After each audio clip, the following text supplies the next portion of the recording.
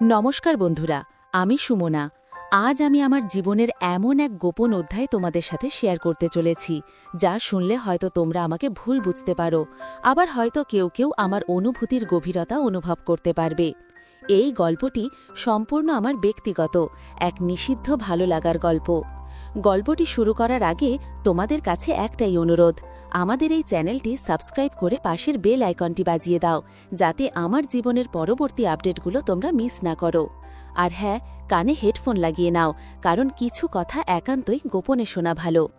আমার বয়স তখন ২৮, বিয়ে হয়েছে প্রায় ৫ বছর। স্বামী অনিমেষ খুব ভালো মানুষ, বড় চাকরি করে, সংসারে কোনো কিছুর অভাব নেই। কিন্তু সমস্যা হলো ও বড্ড বেশি ব্যস্ত। সকাল ৮টায় বেরিয়ে যায় আর ফেরে রাত ১০টায়। ফিরে এসেও ল্যাপটপে মুখ গুজে থাকে।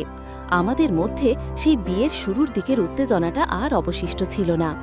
আমি সারা দিন একা বিশাল ফ্ল্যাটটায় বন্দি থাকি। মাঝে মাঝে খুব দম বন্ধ লাগে, মনে হয় এই বয়সেই কি আমার সব শেষ।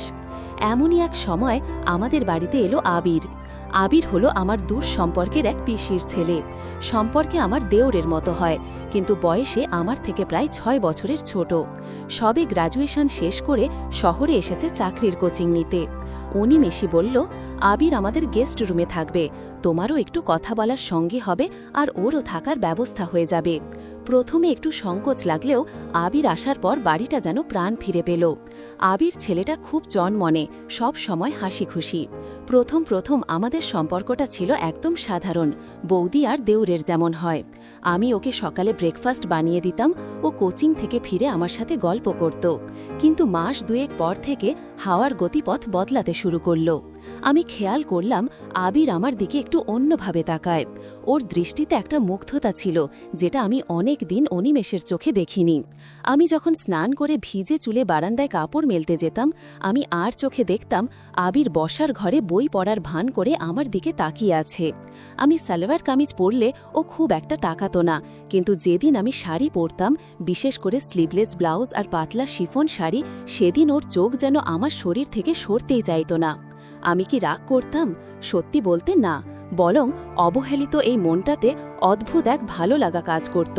মনে হতো এখনও তাহলে আমাকে কেউ কামনা করে, এখনও আমি কারোর রাতের ঘুমের ব্যাঘাত ঘটাতে পারি। ঘটনার সূত্রপাত হয় এক বর্ষার দুপুরে। অনিমেষ অফিসের ট্যুরে ৩ দিনের জন্য বাইরে গেছে। বাড়িতে শুধু আমি আর আবির। সকাল থেকেই আকাশ কালো করে মেঘ জমেছে, দুপুর হতেই নামল অঝোর ধারায় বৃষ্টি। লোডশেডিং হয়ে গেল হঠাৎ, ফ্ল্যাটটা আবছা অন্ধকারে ডুবে গেল। আমি রান্নাঘরে ছিলাম, খিচুড়ি বানাচ্ছিলাম। গরমে আর উনুনের তাপে আমি ঘেমে একাকার। পরনে ছিল একটা হালকা সুতির ম্যাক্সি, যেটা ঘরের ভেতর পরার জন্যই। হঠাৎ আবির রান্নাঘরে এসে দাঁড়ালো। বৌদি, খুব খিদে পেয়েছে, আর কতক্ষণ? আমি চমকে পেছনে তাকালাম। আবির দরজায় হেলান দিয়ে দাঁড়িয়ে আছে। ওর পরনে শুধু একটা হাফ প্যান্ট আর স্যান্ডো গেঞ্জি। ওর পেশিবহুল হাত আর ঘরমাক্ত শরীর দেখে আমার বুকের ভেতরটা ছ্যাঁত করে উঠল। আমি আমতা আমতা করে বললাম, এই তো আর ১০ মিনিট, তুই যা, আমি নিয়ে আসছি।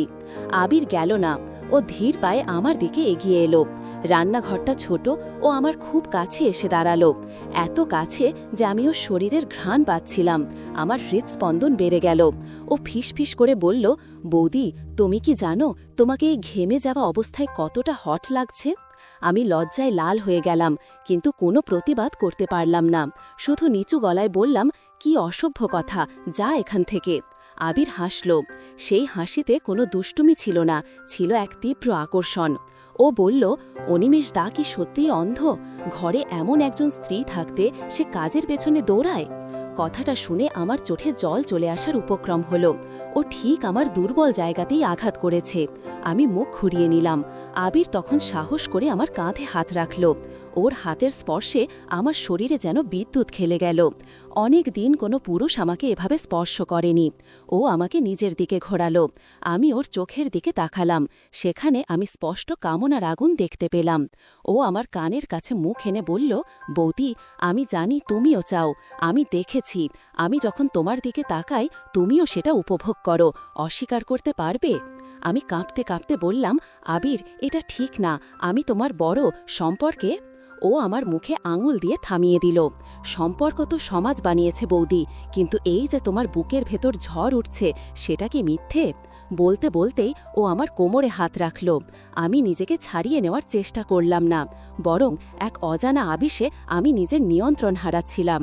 ও যখন আমার কোমরের ভাঁজে হাত রেখে আমাকে নিজের শরীরের সাথে চেপে ধরল, আমার মুখ দিয়ে একটা অস্ফুট শব্দ বেরিয়ে এলো।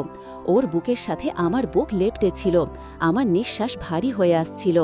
আবির আর সময় নষ্ট করল না। ও আমাকে পাজাকোলা করে রান্নাঘরে স্ল্যাবের ওপর বসিয়ে দিল। বাইরে তখনও তুমুল বৃষ্টি, মেঘের গর্জনের সাথে সাথে আমাদের দুজনের নিঃশ্বাসের শব্দ মিশে যাচ্ছিল। ও আমার গলার ভাঁজে মুখ ডুবিয়ে দিল। ওর ঠোঁটের স্পর্শে আমি শিউরে উঠছিলাম। আমার হাত দুটো নিজে থেকেই ওর চুলের ভেতর চলে গেল। আমি ওর মাথাটা আমার বুকের কাছে চেপে ধরলাম। ও আমার দিকে তাকালো। ওর চোখে ছিল এক বন্য উন্মাদনা।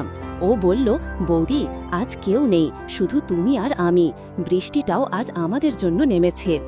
এরপর যা হলো তার জন্য আমি প্রস্তুত ছিলাম না, কিন্তু মনে মনে হয়তো এটাই চাইছিলাম।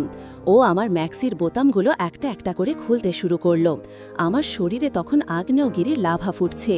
আমি কোনো বাধা দিলাম না, বরং ওর কাজে সহযোগিতা করলাম। আমার শরীরের প্রতিটি ভাঁজ, প্রতিটি গোপন কোণ আজ যেন ওর স্পর্শের অপেক্ষায় ছিল। ও যখন আমার অনাবৃত বুকে চুমু খেতে শুরু করল, আমি আবেশে চোখ বন্ধ করে ফেললাম। আমার মনে হচ্ছিল আমি কোনো অন্য জগতে চলে গেছি, যেখানে কোনো পাপ নেই, কোনো সমাজ নেই, আছে শুধু দুটো তৃষ্ণার্থ শরীর আর এক গভীর প্রশান্তি। ও আমার শরীরের ওপর নিজের আধিপত্য বিস্তার করছিল, আর আমি এক পরাধীন রানীর মতো ওর কাছে নিজেকে সমর্পণ করছিলাম। সেই দুপুরে খিচুড়ি আর খাওয়া হয়নি।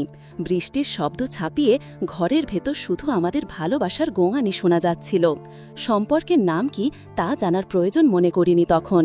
শুধু জানতাম এই ছেলেটা আমাকে নতুন করে বাঁচতে শিখিয়েছে, আমাকে অনুভব করিয়েছে যে আমি শুধু এক গৃহবধূ নই, আমিও এক নারী, যার রক্তে মাংসে কামনা আছে, চাহিদা আছে। বিকেলে যখন বৃষ্টি থামল, তখনও আমরা একে অপরের বাহুবন্ধনে। আবির আমার কপালে একটা চুমু খেয়ে বলল, বৌদি, আমি তোমাকে ভালোবাসি, এটা কোনো ভুল নয়। আমি ওর বুকে মাথা রেখে ভাবছিলাম, সমাজ এটাকে অবৈধ বলবে, পাপ বলবে, কিন্তু এই পাপ যদি আমাকে এমন শান্তি দেয়, তবে আমি বারবার এই পাপ করতে রাজি। সেই দিনের পর থেকে আমাদের মধ্যে শুরু হলো এক লুকোচুরি খেলা। অনিমেষের আড়ালে সবার চোখের সামনে আমরা হয়ে উঠলাম এক অন্যরকম জুটির। ইশারা, চোখের ভাষা আর সুযোগ পেলে একটু স্পর্শ, এই ছিল আমাদের বেঁচে থাকার রসদ। বন্ধুরা, এই ছিল আমার গল্প। হয়তো তোমরা চরিত্রহীন বলবে, কিন্তু বিশ্বাস করো, অবহেলা আর একাকিত্ব মানুষকে অনেক নিচে নামিয়ে দেয়, আবার ভালোবাসার একটু স্পর্শ মানুষকে স্বর্গের সুখ দেয়। আমি সেই সুখটাই খুঁজে পেয়েছিলাম আবিরের মধ্যে। কেমন লাগলো আমার এই স্বীকারোক্তি? যদি গল্পটা তোমাদের মনে একটুও নাড়া দিয়ে থাকে, তাহলে লাইক করো আর কমেন্টে জানাও তোমরা কি এমন আরও গোপন সম্পর্কের গল্প শুনতে চাও। দেখা হবে পরের ভিডিওতে। ততক্ষণ ভালো থেকো, ভালোবাসায় থেকো।